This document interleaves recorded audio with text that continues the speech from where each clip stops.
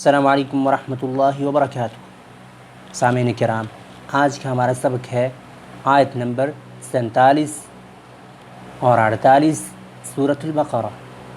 اعوذ باللہ من الشیطان الرجیم، بسم اللہ الرحمن الرحیم۔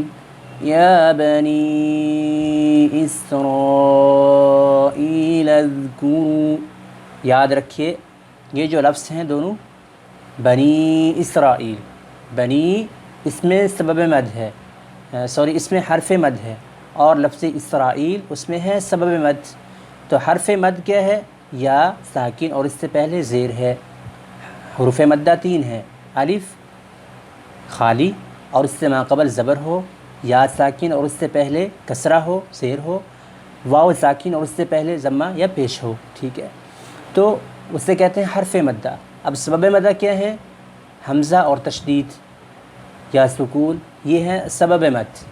تو اب یہاں پر بنی اسرائیل، بنی میں کیا ہے؟ یا حرف مدہ ہے، اور اس کے بعد سبب مد حمزہ ہے جو دوسرے کلمہ میں آ رہا ہے۔ تو قاعدہ یہ ہے جب حرف مدہ کے بعد سبب مد دوسرے کلمہ میں ہو تو اس وقت مد جو ہے وہ توسط کی جاتی ہے، یعنی کہ 3 الف کی مقدار کے برابر مد کی جاتی ہے۔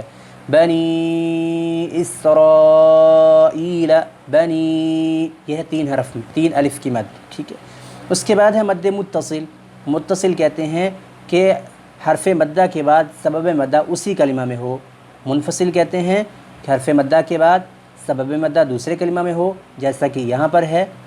یہ بنی ایک حرف ہے، ایک لفظ ہے، اسرائیل دوسرا لفظ ہے۔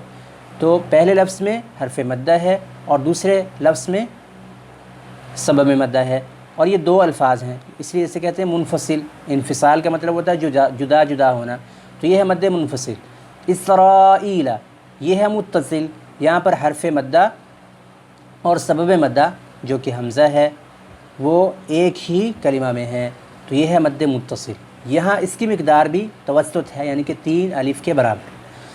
یا بنی اسرائیل اذکروا نعمتی التی انعمت علیکم وانی فضلتکم علی العالمین واتقوا یوما لا تجزی نفس عن نفس شیئا ولا يقبل منها شفاعة ولا يؤخذ منها عدل ولا هم ينصرون۔ آئیے ہم ٹرانسلیشن کی جانب آتے ہیں۔ یا بنی، اے اولاد اسرائیل، یعقوب علیہ السلام کی۔ اسرائیل اس کا مطلب ہے عبداللہ، اللہ کا بندہ، اور یہ حضرت یعقوب علیہ السلام کا لقب تھا۔ اذکروا، تم یاد کرو، نعمتی، میری نعمت۔ اللہ تعالیٰ فرما رہے ہیں اے بنی اسرائیلیو میری نعمت کو یاد کرو۔ وہ کون سی نعمت ہے؟ التی، وہ انعمت علیکم، جو میں نے تم پر کی۔ وہ کون سی نعمت اللہ تعالیٰ نے پر کی؟ بہت سی نعمتیں اللہ تعالیٰ نے پر کی۔ ایک تو ان کی طرف موسیٰ علیہ السلام کو بھیجا جس سے ان کو فرعون سے نجات ملی، سب سے بڑی نعمت۔ پھر اس طرح تورات ان کی طرف بھیجی گئی، تورات اتاری گئی، اس طرح اور دیگر بہت سے انعامات ان پر کیے گئے۔ وانی، اور بے شک میں ہوں، فضلتکم، تمہیں فضیلت دینے والا، علی العالمین، جہانوں پر، یعنی کہ اس وقت جتنے بھی لوگ تھے، جتنے بھی قومیں آباد تھی، ان سب پر اللہ تعالیٰ نے بنی اسرائیل کو فضیلت دے دی۔ تو یہ اس وقت کے ساتھ خاص ہے، اس وقت اللہ تعالیٰ نے تمام لوگوں پر ان کو فضیلت دے دی۔ واتقوا، اور تم ڈر جاؤ، یومن، ایسے دن سے، لا تجزی، نہیں فائدہ دے گی، نفس، کوئی جان، عن نفس، کسی بھی جان کے مقابلے میں یا کسی بھی چیز سے، شیئن، کچھ بھی، یعنی کہ کوئی بھی جو ہے وہ دوسرے کو اس دن کوئی فائدہ نہیں پہنچا سکے گا۔